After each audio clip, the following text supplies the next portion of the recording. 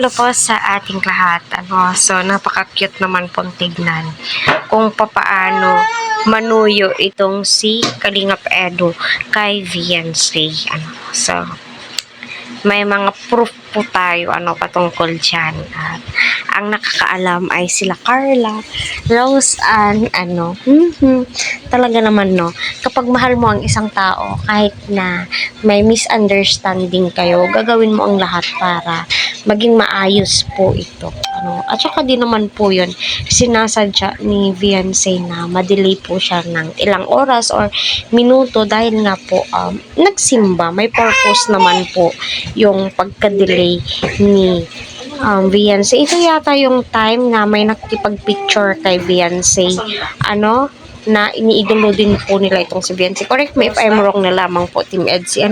Kaya patuloy po natin suportahan si Kalingap Rob, Kuya Val, at ang buong team. Huwag po natin skip ang kanilang ads para sa ganun nga po ay marami pa pong kababayan po natin ang kanilang matulungan at malingap. So nakakamiss tong ganitong suyuan mo, yung tipong first time ni Viancy na nakatanggap ng flowers doon po mismo sa taong iniidolo niya or hinahangaan niya, crush niya na itong si Kalingap Edu, at may pa-cake pa nga po that time. So sana sa susunod ay kung susuyuin man po ni Edu itong si Viancy ay I hope na mahagip sa kamera, di ba? Para kahit pa paano ay maibsan naman po yung haka-haka natin, maibsan naman po kaunti yung mga nararamdaman po natin, ay bakit ganun yung nangyari, di ba?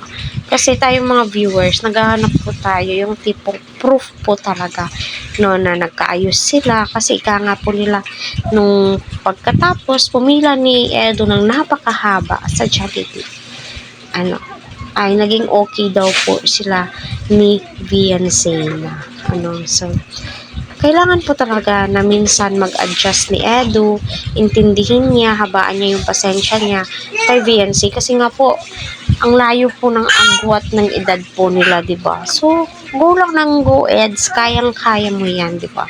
Tsaka itong si Viancy din naman po